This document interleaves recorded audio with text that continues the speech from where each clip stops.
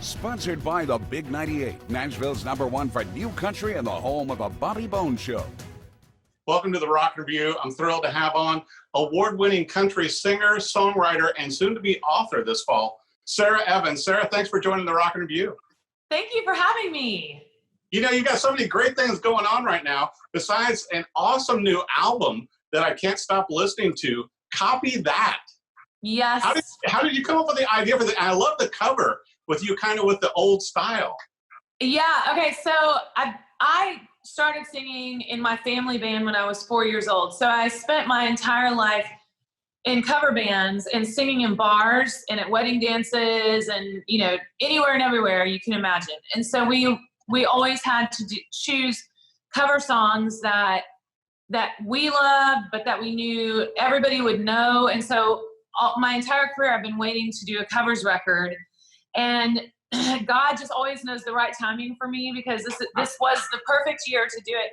So I think everybody's really connecting to this album because it makes them feel good. It reminds them of a time when we didn't have Corona and the world was, you know, kind of not quite as complicated as it is right now. So, and it was so much fun picking the songs, but also incredibly challenging.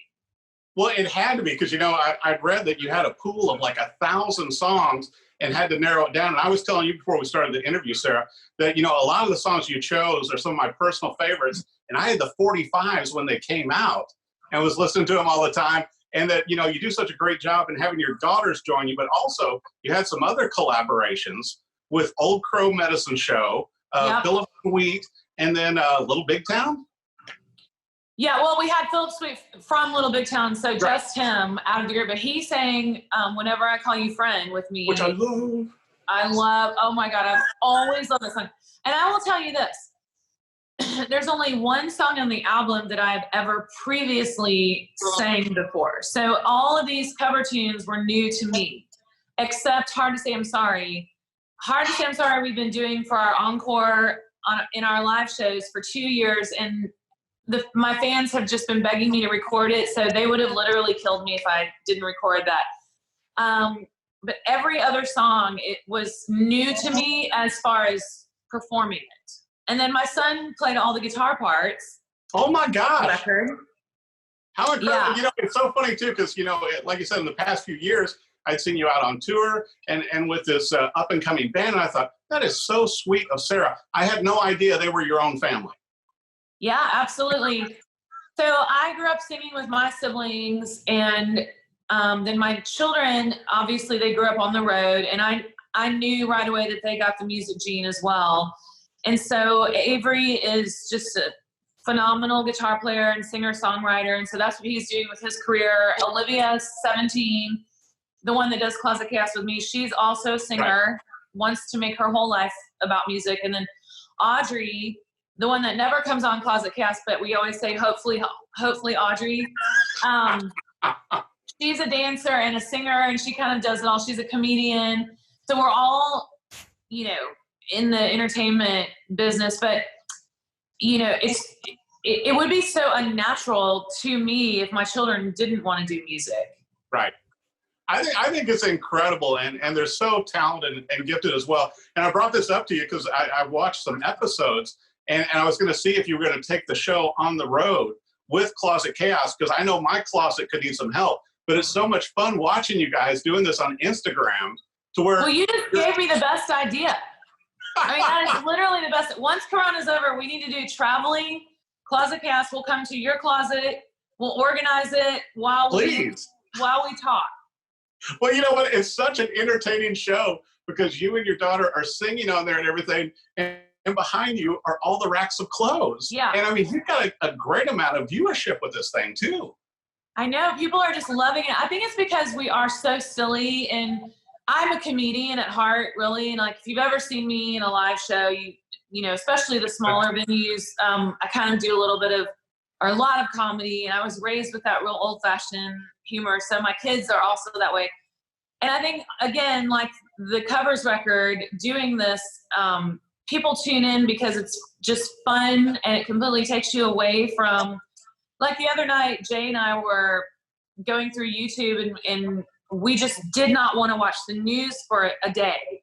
And we were like, what can we watch? So we tuned into Brian Regan, that comedian. He's so funny. So I think that's what the draw is. And then people are also fascinated, at least I'm always fascinated to see parents and then the children are doing what they do, you know, the children of celebrities. So there's a lot of fun. I think it's a lot of fun. And like I mentioned when we started the show too, you've got so much going on, Sarah, between the brand new album, which is, you know, getting so much airplay and everything. And I know everybody's loving it like myself.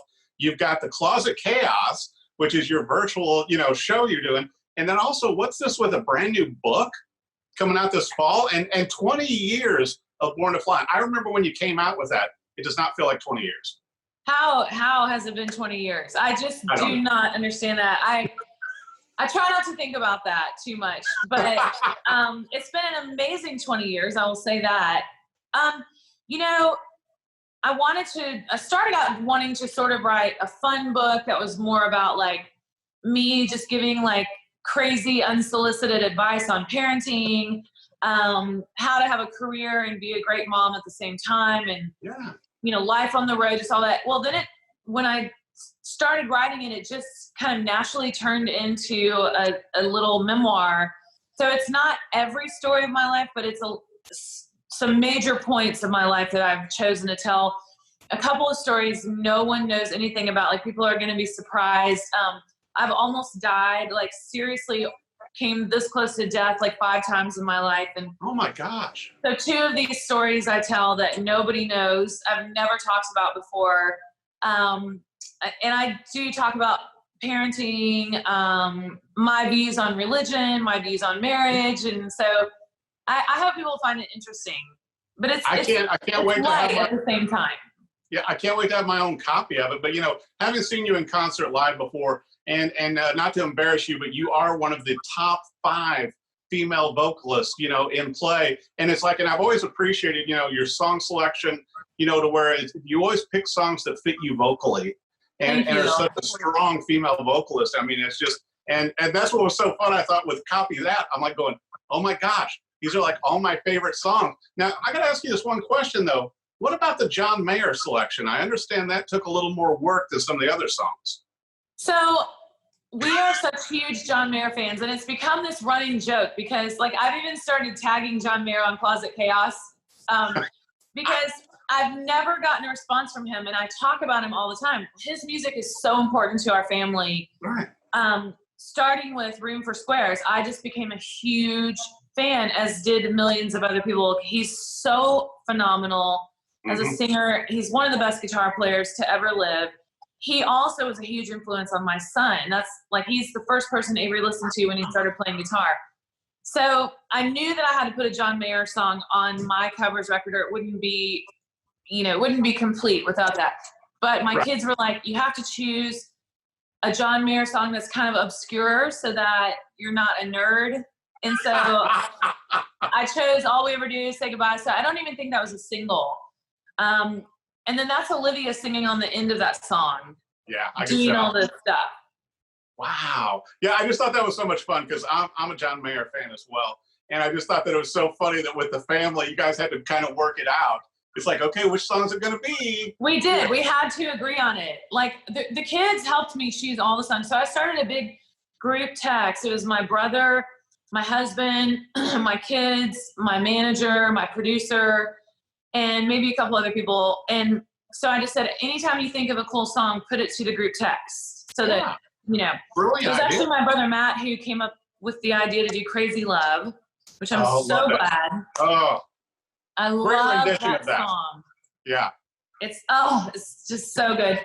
And so, yeah, the John Mayer, we had to all agree, okay, this is the John Mayer. We have to agree on the John Mayer song, or you don't put a John Mayer song on.